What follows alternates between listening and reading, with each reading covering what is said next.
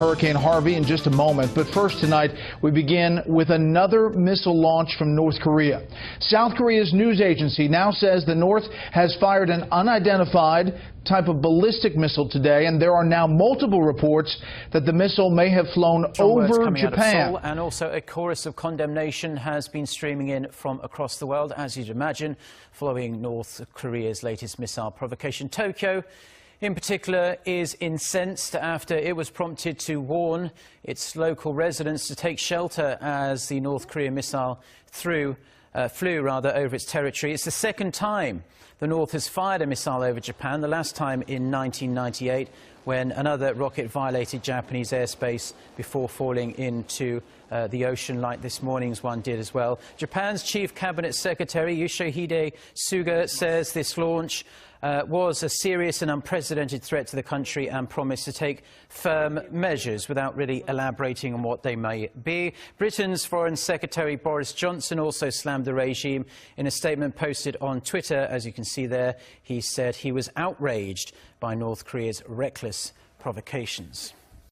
With North Korea's launch of yet another ballistic missile. This wasn't any old launch, though. The missile flew directly over Japan, a significant escalation showing North Korean leader Kim Jong-un's defiance of President Trump and Japanese Prime Minister Shinzo Abe. Trump had said Kim was starting to respect the U.S., but he may have to rethink that assessment following what happened this morning. Let's get more information from our reporter at Seoul's Defense Ministry, Kim Hyun-bin. So, Hyun-bin, this is a fluid situation, and we are still awaiting reactions from the key players in the region. But what's the latest you're hearing? Well, as you mentioned, Mark, North Korea fired what is believed to be an intermediate ballistic missile over Japan just over 4 hours ago. And South Korea Joint Chiefs of Staff says the missile was fired from Sunan near Pyongyang at 5:57 a.m. South Korea time. The JCS says the missile flew directly over the northern Japanese island of Hokkaido and fell into the North Pacific Ocean. The Pentagon also confirmed the missile that it flew over Japan's territory, adding that it's still assessing the launch. The missile flew some 2,700 kilometers, reaching an altitude of 550 kilometers. And experts say the North probably fired the missile to demonstrate that it's capable of targeting the U.S. territory of Guam at any given moment. The distance between Pyongyang and Guam is some 3,000 kilometers away. At the height of U.S.-North Korea tensions earlier this month, North Korea threatened to launch 4 intermediate ballistic missiles into waters near Guam to show it's capable of targeting U.S. military bases on the island. Now, Japan, which sounded sirens in certain regions upon news of the launch, is deeply concerned by the escalation, but made no effort to shoot down the missile. Now, Japan's Chief Cabinet Secretary Yoshihide Suga described it as an unprecedented grave threat, and Prime Minister Shinzo Abe vowed to protect the Japanese public in the wake of this provocation. Now, this comes after the North launched 3 short-range ballistic missiles into the East Sea over the weekend.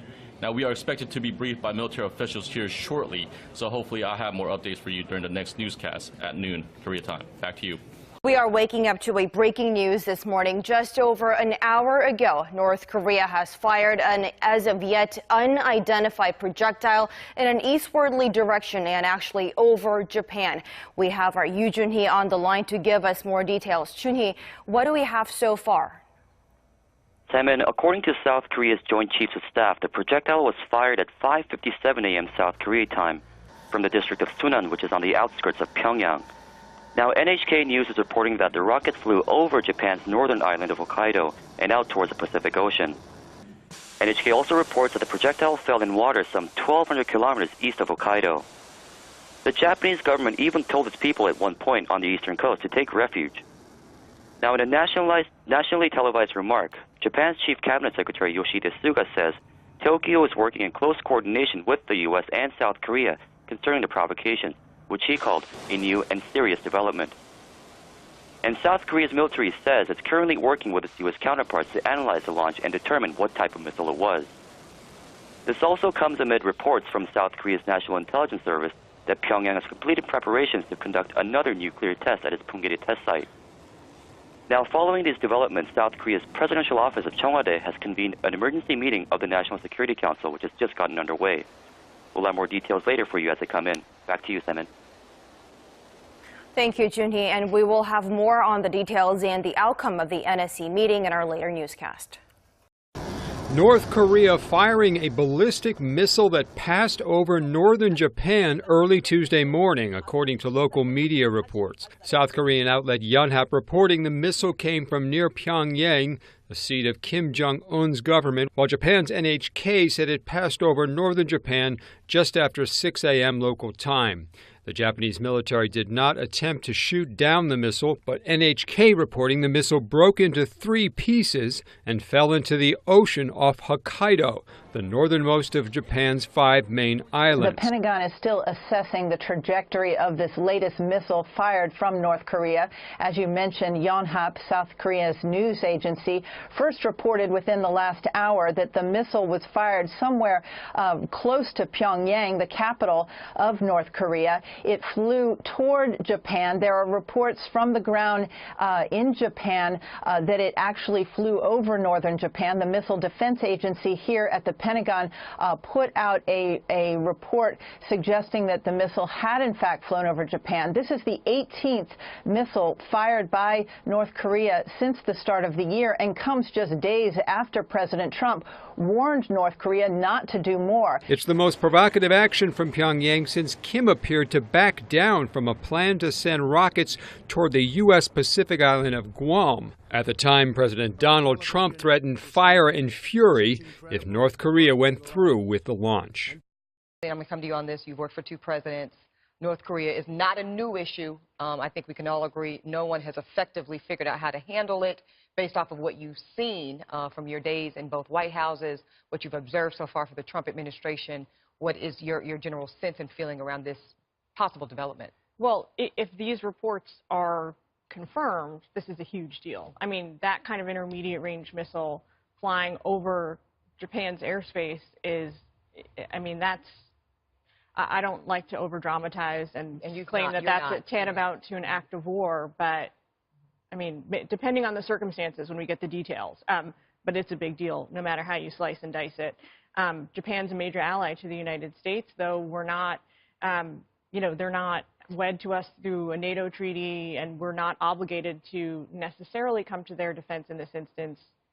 That's a question that will immediately be on the president's plate.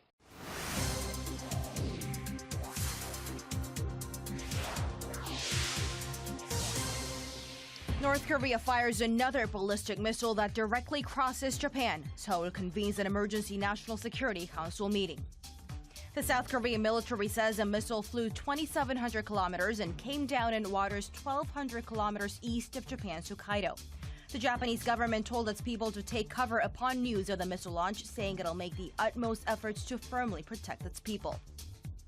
President Moon orders the military to further enhance its defense readiness, calling enough capabilities to counter Pyongyang's asymmetrical threats.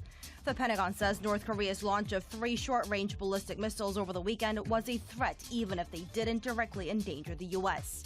Seoul issues a special warning on transactions with 20 Chinese, North Korean, and other foreign entities put on the U.S. sanctions list for financially aiding the regime. Jillian, how does this, if you're the White House, how does this change their calculus in dealing with North Korea if the reports are true? I don't know that it will immediately change the president's calculus, but it definitely, it ups the stakes. It doesn't mean that we'd be prepared to, you know, to launch a ground war against North Korea or, you know, sort of escalate the nuclear threat or anything like that. But it's definitely something that will infuriate the president, and rightly so. And it's something that will, I think, cause the United States to really push China a lot harder than they even have been, which has sort of been to the max lately in terms of hedging against North Korea. And a lot of people have been describing this dynamic between President Trump and really previous U.S. presidents as well and Kim Jong-un in that regime as kind of a game of chicken is something that I've heard floated. But we know this is not a game, right? We know that these are potentially millions of lives at stake, as you're saying. And if this development is even anywhere near true, those stakes just got higher today. You're absolutely right. It's not a game. It's not a game of chicken. There are real consequences here, millions of lives when you calculate out North and South Korea, Japan, whoever else is in arm's length of the missile or a nuclear missile. But the problem here is that there's no good alternative. So people have been very quick to criticize whoever the president is on this issue. We're not doing enough. We're not being forceful enough. But there are no easy options, and there is nothing that is guaranteed to get us from 0 to 10 on this issue.